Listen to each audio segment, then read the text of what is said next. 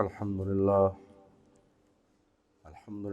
نحمده ونستعينه ونستغفره ونؤمن به ونتوكل عليه ونعوذ بالله من شرور أنفسنا ومن سيئات أعمالنا من يهده الله فلا مضل له ومن يضلله فلا هادي له وأشهد أن لا إله إلا الله وحده لا شريك له وأشهد أن محمدا عبده ورسوله صلى الله عليه وآله وسلم.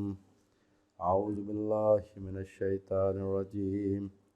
بسم الله الرحمن الرحيم.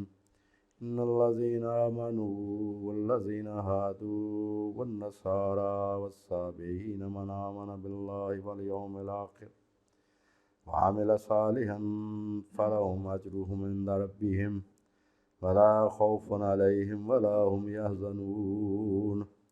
أما بعد فإن خير الحديث كتاب الله وخير الهدي هدي محمد صلى الله عليه وآله وسلم وشر الأمور محدثاتها وكل محدثة بدعة وكل بدعة ضلالة وكل ضلالة في النار. سورہ بقرہ 2 نمبر سورت 62 نمبر آیت. اللہ پاک نے فرمایا کہ جو لوگ ایمان لائے اور وہ لوگ جو یہودی بنے یا عیسائی بنے یا صابی بنے اور جو بھی اللہ روز قیامت پر ایمان لائے گا اور نیک عمل کرے گا تو ایسے لوگوں کو ان کے اعمال کا صلہ اللہ کے ہاں ملے گا اور قیامت کے دن ان کو نہ کسی طرح کا خوف ہوگا نہ وہ غمگین ہوں گے. ہم نے پچھلی دفعہ سورہ بقرہ کی 64 نمبر آیت تک بات کی تھی اور یہ 62 نمبر چھوڑ دی تھی اس لیے کہ اس پر الگ بات ہو جائے تاکہ اس آیت کی وجہ سے جو قرآن مجید میں تحریف کی کوشش کی گئی ہے اس کا بھی کوئی جواب ہو جائے. جو علماء نے اس کا جواب دیا ہے وہ بتا دوں. حضرت مولانا رحمۃ اللہ علیہ نے جو فرمایا تھا وہ بھی بتا دوں. یہ ان آیات میں سے ہے جن کو استعمال کر کے پورے قرآن مجید کی جڑ کاٹنے کی کوشش کی گئی. پورے قرآن مجید کو غیر مؤثر کرنے کی کوشش کی گئی. پورا اسلام فارغ اور بالکل ایک فضول شے کی حیثیت اس کو دینے کی کوشش کی گئی. یہ جو سیکولرزم ہے وہ والے لوگ اس آیت کو اور سورہ کافرون کی آیت لکم دینکم ولی دین یہ 2 آیات کو بہت زیادہ استعمال کرتے ہیں. اور اس کا ترجمہ یہ ہے کہ چاہے کوئی آپ حضور پر ایمان لائے جو وہ ترجمہ کرتے ہیں. ایک ترجمہ تو وہ جو میں نے کیا وہ کہتے ہیں چاہے کوئی مسلمان ہو چاہے یہودی ہو چاہے عیسائی ہو چاہے صابی ہو کسی بھی دین سے تعلق رکھے بس 2 کام کرے. اللہ پر ایمان رکھے قیامت آنے پر ایمان رکھے اور نیک عمل کرے تو اس کے لیے نجات. اگر یہی بات ہے کہ رسولوں پر اور کتابوں پر ایمان لانا ضروری نہیں ہے تو پھر سارے دین فارغ ہیں. کوئی ضرورت ہی نہیں ہے کسی دین کو ماننے کی. دوسری جگہ یہی آیت الفاظ کے تھوڑے سے فرق کے ساتھ سورہ مائدہ میں آئی ہے. 69 نمبر آیت ہے 69 نمبر 5 نمبر سورت کی. اس میں فرمایا کہ بے شک جو لوگ ایمان لائے اور جو یہودی ہوئے اور صابی اور نصارہ جو بھی ایمان لایا اللہ پر اور یوم آخرت پر اور اس نے نیک عمل کیے تو نہ ان پر کوئی خوف ہوگا نہ ہی وہ غمگین ہوں گے. خوف سے مراد یہ ہے مستقبل کا خوف اور غم یا پچھتاوا گزشتہ زندگی کا کہ جو انہوں نے زندگی گزاری ان پر بھی اس کو کوئی پچھتاوا نہیں ہوگا اور آئندہ کا بھی کوئی خوف نہیں ہوگا سزا کا. تو اس میں جن گروہوں کا ذکر آیا ہے الذین آمنوا وہ تو مسلمان ہیں ان کو آپ جانتے ہیں. یہودی نصارہ اور صابی ان کے بارے میں تھوڑا سا تعارف پھر بات کرتے ہیں. یہودی جو ہے لفظ ہے یہ ہادہ یہود و ہودن یہ ہے اس کے لفظ یہاں سے نکلا ہے اور اس کا لفظی معنی ہے رجوع کرنا توبہ کرنا. سیدنا موسیٰ علیہ السلام کی دعا قرآن مجید میں الفاظ میں نقل ہوئی ہے. سورہ اعراف ہے 156 نمبر آیت ہے 7 نمبر سورت کی. وہ دعا فرماتے ہیں وَاكْتُبْ لَنَا فِي هَٰذِهِ الدُّنْيَا حَسَنَةً وَفِي الْآخِرَةِ إِنَّا هُدْنَا إِلَيْكَ. ہمارے لیے اس دنیا میں بھی اللہ پاک سے دعا کرتے ہیں ہمارے لیے اس دنیا میں بھی اور آخرت میں بھی بھلائی لکھ دے. ہم نے تیری طرف رجوع کیا، یعنی یہودی کا معنی ہے رجوع کرنے والا۔ یہودی حضرات یہ کہتے ہیں کہ یہ جو یہودا تھا حضرت یعقوب علیہ السلام کا چوتھا بیٹا ان کے نام سے ہے، اور اس کا عبرانی میں تلفظ ہے یہوذا، انگریزی میں کہتے ہیں جوڈا، JUDA۔ وہ کہتے ہیں یہ یہوذا سے مرکب ہے، یہو اور زا، یہو کے معنی اللہ کے اور زا کے معنی ہاذا یعنی یہ، تو اس کا معنی یہ بنتا ہے یہ اللہ ہے، اور یہ کلمہ کفر ہے، کیونکہ کسی انسان کو اللہ کے علاوہ کس کو بھی ہم یہ نہیں کہہ سکتے کہ یہ اللہ ہے، لہٰذا یہ یہوذی یا یہوذا یہ لفظ غلط ہے، وہاں سے نہیں نکلا، یہ یہودی ہے کہ رجوع کرنا، اللہ کی طرف واپس آ جانا۔ اور قرآن مجید نے جو قاعدہ اختیار فرمایا ہے وہ یہ ہے کہ لفظ ایسے استعمال کرتا ہے کہ جس پر اہل کتاب کو ان کی غلطیاں بتاتا جاتا ہے ساتھ ساتھ کہ اس کو درست کر لو، کیونکہ قرآن مجید کی خوبی یہ ہے، ایک صفت یہ ہے، یہ مہیمن ہے پچھلی کتابوں پر، ان میں جو غلطیاں لوگوں نے داخل کر دی ہیں ان کی درستگی کرتا جاتا ہے۔ تو یہ لفظ استعمال کر کے فرمایا کہ اصل میں تمہارا نام یہودی تھا، اور اس کا مطلب ہے رجوع کرنا، توبہ کرنا، لہٰذا تم اپنے رب کی طرف رجوع کرو، یہ جو کام تم نے سرکشی کے شروع کیے ہیں اس کو ختم کرو۔ اور اس کا جو حوالہ جات ہیں، جو اس کی تفصیل ہے، وہ آپ تدبر قرآن جلد نمبر 1 صفحہ 228 اور 229 وہاں سے پڑھ لیں اردو میں، اور مفردات قرآن فراہی رحمۃ اللہ علیہ کی، ان میں لفظ ہے لفظ ہادو، اور 121 الفاظ کی انہوں نے تحقیق کی ہے 25 سال تک مولانا حمید الدین فراہی نے 121 الفاظ لکھے ہیں اپنے مفردات میں، ان کی تحقیق میں عمر گزار دی انہوں نے، تو اس کے ساتھ انہوں نے پھر دلائل دی ہیں سارے، کیونکہ ان کو عبرانی بھی وہ جانتے تھے، عربی تو بہت زیادہ جانتے تھے، تو اگر کسی نے تفصیل پڑھنی ہو تو وہاں سے پڑھ لیں۔ نصارہ، یہ لفظ نصران کی جمع ہے، شروع میں عیسائی حضرات کا یہی نام تھا نصارہ، بعد میں ان کے 2 گروہ ہو گئے، ایک گروہ جو چھوٹا رہ گیا مارکیٹنگ کی وجہ سے کہ وہ مارکیٹنگ نہیں کر سکے اس طرح سے جس طرح دوسرے گروہ نے مارکیٹنگ کی، وہ تھا خلیفہ برحق حضرت شمعون کا گروہ، پیٹر ان کو کہتے ہیں، انگریزی میں پطرس کہتے ہیں ان کو، تو پطرس اور پیٹر اور شمعون یہ تینوں ایک ہی شخصیت کا نام ہے، اور وہ اتنے عظیم آدمی تھے، ان کو پھانسی دی گئی تھی روم میں، کیونکہ رومی وہاں پر حکومت کرتے تھے فلسطین پر بھی، اور جب پھانسی سلیب دینے لگے ان کو، تو انہوں نے کہا کہ میرے استاد سیدنا عیسیٰ علیہ السلام کو سیدھا رکھ، کیونکہ اس وقت تک اللہ نے نہیں بتایا تھا، سب کا خیال یہی تھا کہ حضرت عیسیٰ کو سلیب دے دی گئی ہے، پھانسی ان کو دے دی گئی ہے، تو یہ بھی یہی خیال رکھتے تھے کہ تو قرآن مجید نے آ کر بتایا کہ ان کو سلیب نہیں دی گئی، اللہ نے ان کو اوپر اٹھا لیا تھا، تو یہ کہنے لگے ان پھانسی دینے والوں سے کہ میرے استاد کو سیدھا انہوں نے کھڑا کر کے سلیب دی تھی، تو میں اپنے استاد کی برابری نہیں کر سکتا، مجھے الٹا کر کے سلیب، دونوں پھر الٹا لٹکا کے میکھیں ٹھوکی تھی، تو اس طرح وہ شہید ہوئے تھے۔ ان کا گرجا بھی ہے وہاں پر، یہ پیٹر جو ہے سینٹ پیٹرز برگ، اور یہ اس کا جو پیٹر اسکوائر ہے جو جہاں پر پوپ صاحب رہتے ہیں، تو وہاں اس علاقے میں ان کو پھانسی دی۔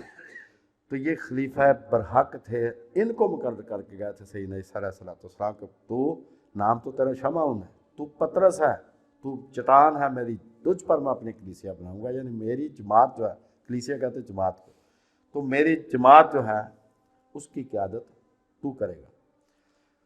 تو یہ چونکہ سادہ آدمی تھے، نیک آدمی تھے، ان میں منافقت نہیں تھی، لہذا جو چلاک تھا اس نے ان سے قیادت چھین لی، اس نے اپنی مارکیٹنگ کر کے زیادہ لوگ اپنے پیچھے لگا لیے۔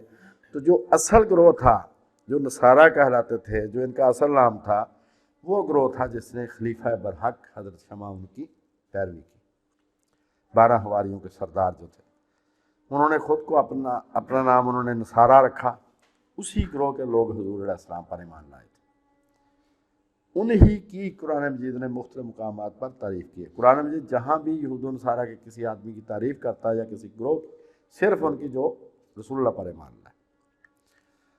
تو مثلا مائدہ میں یہ 5 نمبر سورت کی 82 نمبر آیت میں فرمایا، اور تم اہل ایمان کی دوستی میں ان لوگوں کو زیادہ قریب پاؤ گے جنہوں نے خود کو نصارہ کہا۔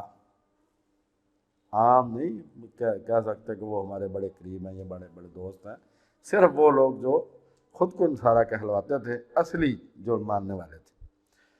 یہ نام جو ہے نصرت سے نکلا ہے، مدد سے، اور سورہ صف 61 نمبر سورت کی 14 نمبر آیت میں اسی پہلو کا ذکر ہے۔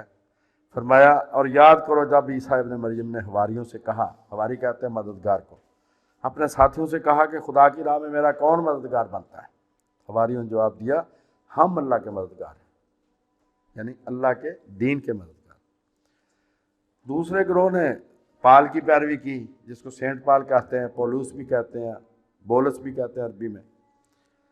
اس نے ایک بالکل نیا دین جس کا سیدنا عیسیٰ علیہ السلام سے ذرا بھی تعلق، ایک بال برابر تعلق نہیں ہے، وہ اس نے بنا کر پیش کیا، اور زیادہ عیسائی جو ہے موجودہ جو ہیں دنیا میں وہ اسی فرقہ سے تعلق رکھتے ہیں، اور وہ کہتے ہیں کہ یہ لفظ نصارہ جو قرآن مجید نے ہمارے لیے استعمال کیا ہے یہ ہمارے لیے بےزتی کا لفظ ہے، تحقیر کا لفظ ہے، اور یہ چونکہ ایک گاؤں کی طرف اس کی نسبت ہے جو ناصرہ نام کا گاؤں تھا، جہاں کے بارے میں خیال ہے کہ سیدنا عیسیٰ علیہ السلام اسی گاؤں کے رہنے والے تھے، تو کہتے ہیں کہ ناصرہ یوحنا کی انجیل کا پہلا باب 46 نمبر آیت ہے، وہ کہتے ہیں کہ ناصرہ کے بارے میں تو مشہور تھا کہ ناصرہ سے بھی کوئی اچھی چیز نکل سکتی ہے، یعنی وہاں سے کوئی اچھی چیز نہیں نکل سکتی، تو کہتے ہیں کہ آپ نے ہماری بےزتی کی ہے جو ہم کو نصارہ کہا، ناصرہ کی نسبت، حالانکہ یہ نصرت کی طرف نسبت ہے، مدد کی طرف، کہ ان لوگوں نے اللہ کے دین کی مدد کی سیدنا عیسیٰ علیہ السلام کے کہنے پر۔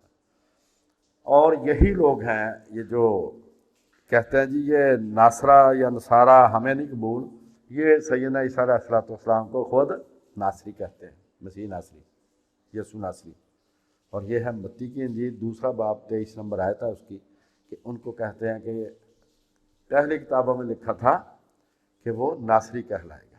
جب ان سے پوچھا جاتا ہے کہاں لکھا تھا، کہتے ہیں وہ کتابیں دنیا سے گم ہو گئی ہیں۔ ہاں جی، وہ ایک آدمی تھا، اس نے کسی سے فراڈ کیا، بس جب ان پڑھ لوگ ہوتے تھے تو اس دور کی بات ہے، اس نے فراڈ کیا تو انہوں نے کہا بھائی خدا سے ڈر، اس نے کہا خدا کو چور لے گئے، وہاں سے یہ بات چلی ہے کہ جاٹو مچلا خدا نو لے گا چور۔ تو ان سے پوچھا کہ بھائی یہ کہاں لکھا ہوا ہے کہ ناصری کہلائے گا، کسی کتاب میں دنیا میں ہے؟ ان کا وہ کتابیں گم ہو گئی ہیں، اللہ اللہ اور قارت اللہ۔ صابی، تیسرے گروہ جس کا ذکر آیا یہاں پر، صابی سے مراد ایک خیال کہ سیدنا داؤد علیہ السلام کی امت ہے۔ یہ فتاوی شامی دوسری جلد ہے، 315 نمبر صفحہ، حضرت امام شامی کا، یہ فقہ حنفی کی بہت جامع ترین کتاب، اور فتویٰ میں یہی استعمال ہوتی عام طور پر۔ وہ فرماتے ہیں کہ صحابی سے مراد سیدنا داؤد علیہ السلام کی امت ہے جو قبلہ کی طرف منہ کر کے نماز پڑھتے تھے اور زبور کی تلاوت کرتے تھے۔ اس لفظ سے ستارہ پرست مراد نہیں، یہ سارا حضرت امام شامی فرما رہے ہیں۔ یہ عراق میں تھے، ابو حنیفہ رحمۃ اللہ علیہ انہیں اہل کتاب میں شمار کرتے ہیں۔ جس طرح عیسائی 3 خداؤں کو ماننے کے باوجود اہل کتاب ہے، اسی طرح یہ ستاروں کی تعظیم کرنے کے باوجود اہل کتاب ہے، فتاوی شامی۔ آج کل ان کو اگر آپ گوگل پر ان کو سرچ کریں تو ان کو کہتے ہیں مینڈائک، MANDAIC، یہ صابی لوگ جو ہیں مینڈائک، عربی میں مندائیہ بھی کہتے ہیں، الف کے ساتھ بھی اور عین کے ساتھ، مندائیہ بھی کہتے ہیں، صابیہ بھی کہتے ہیں، صابینز اور صابینزم، آپ سرچ کریں تو آپ کو مل جائے گا۔ ان کی جو آج کل کتابیں ہیں، اور وہ کافی ضخیم کتاب ہے ان کی جو مذہبی کتاب ہے، اس کا نام ایک کا ہے گنزا ربا، ایک کا ہے کولسٹا، اور ایک ہے منڈائین بک آف جان۔ جان کہتے ہیں سیدنا یحییٰ علیہ السلام کو انگریزی۔ تو اس سے معلوم ہوتا ہے کہ یہ سیدنا یحییٰ علیہ السلام کی امت تھے۔ ایک خیال وہ تھا جو حضرت امام شامی نے ظاہر کیا، اور ان کی جو کتاب ہے منڈائن بک آف جان، اس سے پتہ چلتا ہے کہ یہ سیدنا یحییٰ علیہ السلام، یعنی یہ کسی نبی کی امت ہے۔ آج کل یہ عراق اور ایران میں رہتے ہیں، اور ان کی تعداد 60 سے 70 ہزار ہے۔ یہ جو تدبر قرآن میں لکھا کہ ان کا نام و نشان مٹ چکا ہے دنیا سے، اب ان کے بارے میں معلومات میسر نہیں، تو حضرت مولانا امین حسن اصلاحی رحمۃ اللہ علیہ نے اپنے دور تک جو اویلیبل تھا انہوں نے اس کے مطابق لکھا، لیکن اب جو علم ہے وہ اس کی کوئی انتہا نہیں رہی، آپ کسی بھی چیز کے بارے میں معلومات حاصل کر سکتے ہیں۔ یہ تھا ان تینوں گروہوں کا تعارف جن کا ذکر اس آیت میں آیا ہے، یہودی، نصارہ اور صابی۔ اب آتے ہیں اس زیر بحث آیت کی طرف۔ قرآن مجید کی ہر زمانے میں تحریف کرنے کی بہت کوشش کی گئی، لیکن اس آیت میں تو کہہ لیں گے انہوں نے سیکولرزم نکال لیا کہ یہ سیکولرزم کی آیت ہے کہ چاہے کوئی مسلمان ہو، چاہے کوئی یہودی ہو، چاہے کوئی عیسائی ہو، چاہے کوئی صابی ہو، اگر وہ اللہ روز آخرت پر ایمان رکھتا، نیک عمل کرتا، تو وہ اس کو کوئی غم نہیں ہوگا۔ اور یہ جو تحریف اور یہ جو دلیل اس دور میں گڑھی گئی ہے، یہ پہلے جتنے بھی گمراہ فرقے تھے ان کے اماموں کو بھی سمجھ نہیں آئی تھی۔ یہ اسی دور کی ایجاد ہے، کوئی 50 60 سال 70 سال کی، اور اس کا سب سے پہلے جواب دیا سید مودودی رحمۃ اللہ علیہ نے۔ ان کی کتاب تفہیمات اس کی پہلی جلد میں ہے، قرآن پر سب سے بڑا بہتان، اس میں انہوں نے ایک لمبا چوڑا مضمون لکھا ہے۔ تو ان کی جو تشریح ہے اس کے مطابق نہ کسی کتاب پر ایمان لانے کی ضرورت ہے، نہ کسی رسول پر ایمان لانے کی ضرورت ہے، نہ اسلام کی پابندی کی ضرورت ہے، چاہے کوئی کسی بھی مذہب کا ہو وہ برابر ہے۔ قرآن پر اس سے بڑا بہتان اور کوئی نہیں ہو سکتا۔ اصل میں سورۃ بقرہ اور سورۃ مائدہ کی جو دونوں آیات ہیں ان میں اجزائے ایمان کا ذکر نہیں ہے کہ ایمان کے ارکان یہ ہیں، ان میں صرف جنتی لوگوں کی بات ہے کہ اپنے اپنے وقت میں جو نبی تھا، جو بھی اس پر ایمان لایا، وہ سارے لوگ اگر وہ نیک عمل کرتے رہے تو جنت میں جائیں۔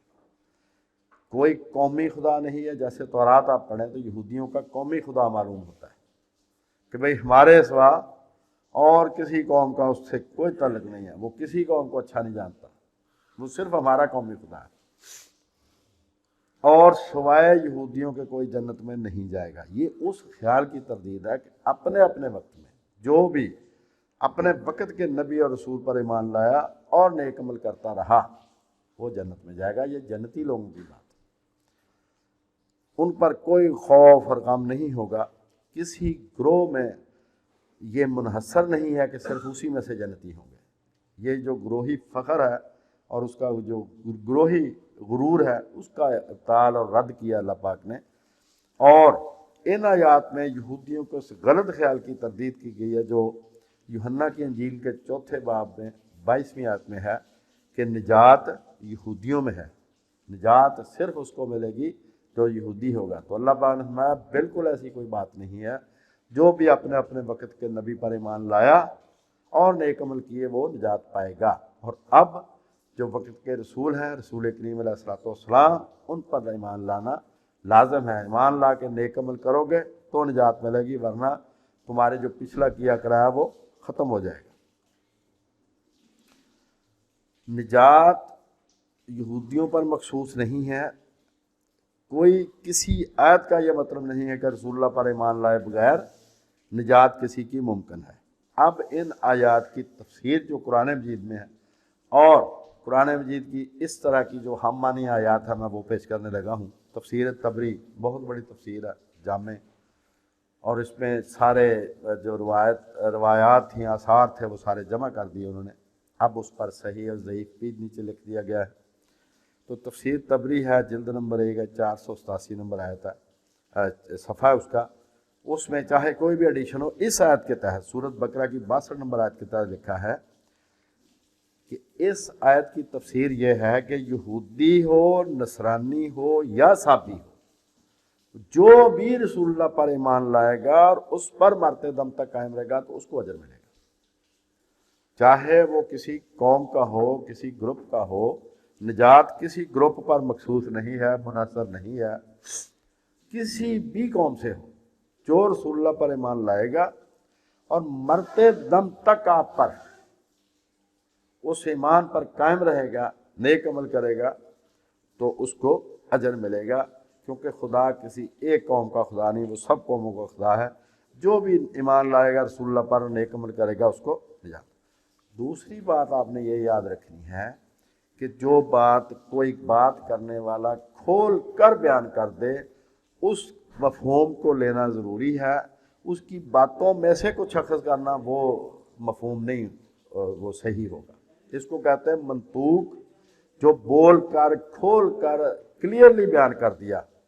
ایک ہوتا ہے مفہوم کہ اپنی مرضی سے اس کی عبارت یا باتوں سے کوئی نتیجہ نکالا، تو مفہوم پر منطوق غالب ہوتا ہے. جو بات کھول کر بیان کر دی کسی بھی کہنے والے نے وہی مطلب لیا جائے گا، اس کے علاوہ کوئی مطلب نہیں لیا جا سکتا. تو یہ جو ہے قرآن مجید، اس نے کیسے اس بات کو کھول کھول کر بیان کیا کہ رسول پاک پر ایمان لانا لازم ہے، اس کے بغیر نجات نہیں ہے. یہ جو حسن عمل ہے، نیک کام کرنا، جس کا آیت میں ذکر ہے، یہ ایمان کا ایک جز ہے، یہ کوئی اللہ کے نہیں ہے چیز. اگر اس نے ایمان قبول کیا ہے تو اس کے اعمال اچھے گنے جائیں گے، ورنہ اس کے کوئی بھی نیکی کا کوئی وزن نہیں ہوگا. اس کی مثال یہ ہے کہ کوئی بھی حکومت آئین کا باغی جتنی مرضی اس نے پی ایچ ڈیاں کی ہوں، اس نے جتنے چاہے رفاہی اسپتال بنائے ہوں، حکومت اس کی سزائے موت ہی دیتی ہے. جو حکومت کا باغی ہو، جو آئین کا باغی ہے، کسی ملک کے آئین کا جو بھی باغی ہوگا، اس کی کسی خوبی کا اقرار کوئی نہیں کرتا، چاہے اس نے کتنے ہی رفاہی کام کیے ہو. کیوں؟ اس نے سب سے بڑی جو بنیاد تھی اس ملک کے وجود کی، اس نے اس کا ہی انکار کر دیا. اسی طرح ایمان جو ہے، اگر کوئی آدمی ایمان نہیں لایا، اس کی جتنی بھی نیکیاں ہوگی اللہ کے ہاں ان کا کوئی وزن نہیں ہوگا. اللہ کو کیا چاہیے؟ اللہ شوق نہیں پورے کروانا چاہتا. دین اپنے شوق پورے کرنے کا نام نہیں کہ میرا دل اس بات کو کرتا تو یہ بہت اچھی بات ہے، یہ میں کر لوں. دین نام ہے اللہ اور اس کے رسول کی مرضی پوری کرنے کا. اپنی مرضی پوری کرنے کا نام دین نہیں ہے کہ خود تو کہے جی میں ایمان نہیں لاؤں گا اور بھائی کام کرتا رہے، ہسپتال بنا دے، کوئی سڑکیں بنا دے، کوئی کنویں کھدوا دے، جو مرضی کرے. جب تک وہ ایمان نہیں لائے گا اس کی کسی نیکی کا ذرا بھی وزن نہیں ہوگا. یہ بات کہ حسن عمل، نیک عمل، یہ ایمان کا ایک جز ہے، یہ خود ایمان نہیں ہے. تو اس بات کی جو قرآن مجید نے تاکید فرمائی ہے بار بار، میں وہ آیات پیش کرتا ہوں. اللہ پاک نے اجزائے ایمان کا ذکر کرتے ہوئے کہ ان چیزوں پر ایمان لانا ضروری ہے. فرمایا سورۃ بقرہ 285 نمبر آیت آخر میں کہ یہ سب ایمان لائے اللہ پر. مومنین کی بات ہو رہی ہے، رسول اللہ کی اور آپ کے ساتھیوں کی. یہ سب ایمان لائے اللہ پر، اس کے فرشتوں پر، اس کی کتابوں پر اور اس کے رسولوں پر. یہ ہے جزائے ایمان. نیکی ان کے بعد آئے گی. سورہ نساء 4 نمبر سورت ہے، 136 نمبر آیت ہے. اللہ پاک نے فرمایا اور جو اللہ، اس کے فرشتوں، اس کی کتابوں، اس کے رسولوں اور روز آخرت کا انکار کرے وہ بہت دور کی گمراہی میں جا پڑا، وہ گمراہ آدمی. اور سورہ آل عمران میں یہ رسول پر ایمان لانا کتنا ضروری. یہ آیت کی جو تشریح کرنے والے کہتے ہیں رسول پر ایمان لانا ضروری نہیں ہے. تو اللہ پاک نے کیا فرمایا؟ آل عمران 3 سورت 193 نمبر آیت ہے، اے ہمارے رب، ہم نے ایک منادی کو ایمان کی دعوت دیتے سنا کہ لوگوں اپنے رب پر ایمان لاؤ، تو ہم ایمان لے آئے. یہ ضروری ہے، رسول پر ایمان ضروری ہے. سارا قرآن گواہ ہے کہ اب رسول کریم پر ایمان لائے بغیر نجات ممکن ہی نہیں ہے. اب اس کی مثالیں سورہ بقرہ 2 سورت 40 اور 41 نمبر آیت میں فرمایا، اے بنی اسرائیل، ایمان لاؤ اس چیز پر جو میں نے اتاری اور مصداق ہے اس چیز کی جو تمہارے پاس ہے. یہ جو تصدیق سے بڑا مسئلہ خراب ہوتا ہے کہ ترجمہ میں لکھا ہوتا ہے کہ قرآن تصدیق کرتا ہے ان کتابوں کی جو تمہارے پاس ہے. بھائی مصداق ہے ان پیش گوئیوں کا جو اس کتابوں میں اب بھی ہیں. انہوں نے بہت ساری تبدیل کی ہیں اور دونوں گروہ ایک دوسرے پر الزام لگاتے ہیں. عیسائی حضرات کہتے ہیں کہ یہودیوں نے حضرت عیسیٰ کی بہت ساری پیش گوئیاں بدل دی ہیں تورات میں سے. خود مانتے ہیں کہ بدلی ہوئی ہے. وہ کہتا ہے کہ انہوں نے سارے وہ جتنا پرانا عہدنامہ تھا، پرانی کتابیں تھیں نبیوں کی، ان سب کو بدل کے انہوں نے اپنا کام چلانے کی کوشش کی ہے. تو قرآن اس کے باوجود خدا کا کلام اس میں کہیں کہیں باقی ہے. اس کی سب سے بڑی مثال ان کا یہودیوں کا کلمہ ہے کہ سننا اسرائیل، جیسے ہمارا کلمہ شہادت ہے کہ سننا اسرائیل، اسرائیل سے مراد بنی اسرائیل، سننا اسرائیل، خداوند تیرا خدا ایک ہی خداوند.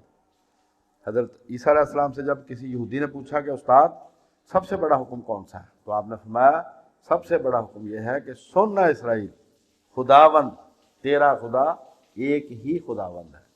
اب آپ نے یہ دیکھنا ہے کہ خداوند اور خداوند سے مراد رولر، لارڈ، اس جہان کا آقا، حکمران، اور خدا سے مراد ये आदल मुनसफ, यानी सारे इख्तियारात सिर्फ उसी एक के पास हैं। तो क्या फरमाया कि ए बनी इसराइल ईमान लाओ उस पर जो मैंने उतारी है और मिसदाक है उस चीज़ की जो तुम्हारे पास है। तुम्हारे पास जिस तरह की भी जिस शक्ल की किताबें भी हैं ना, तौरात इंजील ज़बूर, उसमें अब भी मेरे रसूल की पेशगोइयाँ बाकी हैं। और ये जो तफसीरुल आयात है इसमें 33 तो जमा कर दी हैं, बाकी कोई और कोशिश करे तो हो सकता है 100 से भी ऊपर हो जाए। हुजूर के बारे में अब भी पेशगोइयाँ वहाँ पर मिलती हैं। तो फरमाया कि मिसदाक है उन किताबों को, ये सच्ची कर रही है, यानी उसमें जो पेशगोइयाँ थी उसके मुताबिक ये रसूल मेरा आया है, मेरा कुरान उसके मुताबिक आया, ये इस्लाम उसके मुताबिक आया, तो उस पर ईमान लाओ। दूसरी आयत है सूरत बकरा की 91 नंबर। और जब उनसे कहा जाता है कि उस पर ईमान लाओ जो अल्लाह ने उतारा है, तो आगे से वो क्या जवाब देते हैं अहले किताब कि हम उस पर ईमान रखते हैं जो हम पर उतरा, और उसके अलावा हम बाकी का इनकार करते हैं। हालांकि वही हक है जो अब उतरा है, वो बिल्कुल हक है और मिसदाक है उनका जो उनके पास है, यानी उन पेशगोइयों का मिसदाक है जो पेशगोइयाँ उनके पास उनकी किताबों में अब भी मौजूद है। तीसरी आयत, और हमने आप पर, ये सूरह बकरा की 99 नंबर आयत है, और हमने आप पर नहायत वाज़ेह आयात नाज़िल की, बिल्कुल क्लियर कट है, उसमें कोई शक वाली बात नहीं है। और इनका इनकार सिर्फ फासिक ही करते हैं। काफिर के बाद जो गुनाहगार का दूसरा दर्जा है वो है फासिक, इंतहाई गुनाहगार, इंतहाई नाफरमान जिसको हम कह सकते हैं। तो अल्लाह पाक ने फरमाया कि हमने तो आप पर बिल्कुल वाज़ेह आयात नाज़िल की हैं जिनको ये भी पहचानते हैं। और दूसरी जगह कुरान मजीद के बारे में भी रसूल करीम भी उससे मुराद लिए हैं मुफस्सिरीन ने, कुरान मजीद भी दोनों एक ही हैं, एक बोलता कुरान था, एक लिखा हुआ कुरान था। तो वहाँ ये है कि ये आपको इस तरह पहचानते हैं जिस तरह अपने बेटों को पहचानते। शक नहीं था उन्हें कोई भी, सिर्फ उन्होंने कहा कि अब हम इतने बड़े आलम, इतनी बड़ी खूंडियाँ हमने पकड़ी हुई हैं, इतने बड़े चोगे हमने पहने हुए हैं, लोग हमारे हाथों में, तो अब हम मरीदों में बैठेंगे। यही अबू जहल का प्रॉब्लम था। उसने कहा आप भी चौधरी हम भी चौधरी, तो हम आपके मरीदों में बैठे। अब तो आपने फरमाया था कि इस उम्मत का फ़िरौन ये अबू जहल। हक उनको पता था बिल्कुल, ये नहीं था कि ला इलाहा इल्लल्लाह पंजाबियों को समझ आ गया तो अरबियों को समझ नहीं आया था, उनको बिल्कुल क्लियर कट समझ था। उन्होंने कहा यार हम आप सोशल स्टेटस में बराबर हैं, तो हम आपके मरीदों में अब बैठे। यही प्रॉब्लम था इनका यहूदियों के आलमा का। उन्होंने कहा यार दुनिया हमारे हाथ चूमती है, हमारा इतना बड़ा मर्तबा है, किसी मजलिस में जाए तो मरकजी जगह हमें मिलती है, तो अब हम बनी इस्माइल में से किसी आदमी की हम वो बात मान कर तो उसके मरीदों में बैठ जाए, ये नहीं हो सकता। तो फरमाया ये जो आयात है ये बिल्कुल वाज़ेह है, इनमें शक नहीं है। इनको इस तरह पहचानते हैं जिस तरह अपने बेटों को पहचानते हैं, लेकिन इनका इनकार सिर्फ फासिक होने की वजह से करते हैं कि इंतहाई नाफरमान है ये लोग।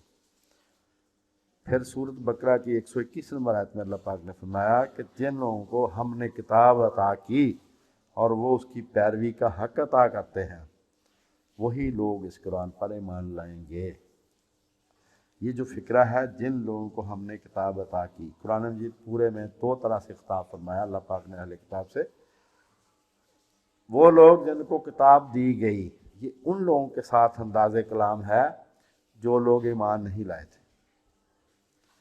जो लोग ईमान लाए उनको फरमाया जिनको हमने किताब दी थी। एक का मजहूल के सीगा में जिक्र, एक का मारूफ के सीगा में जिक्र।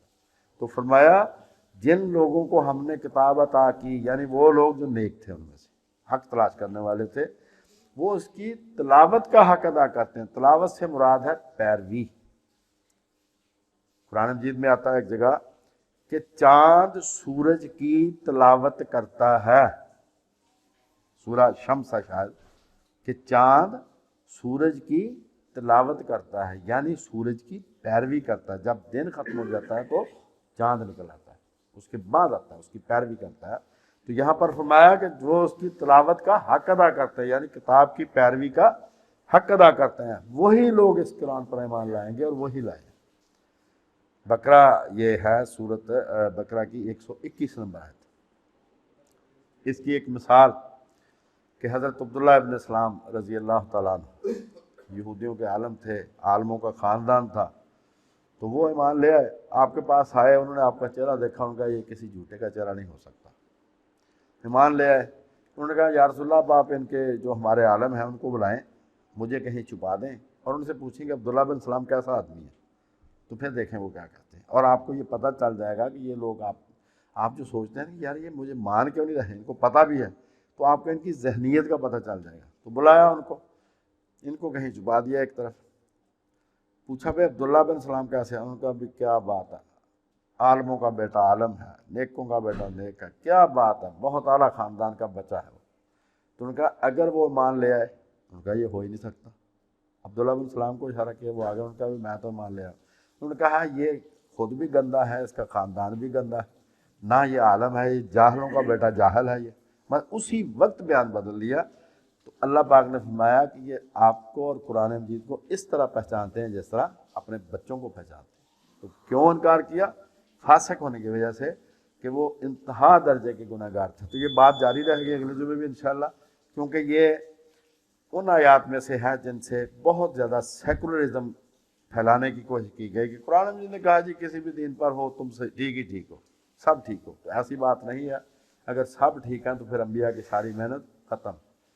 وما علینا الا البلاغ۔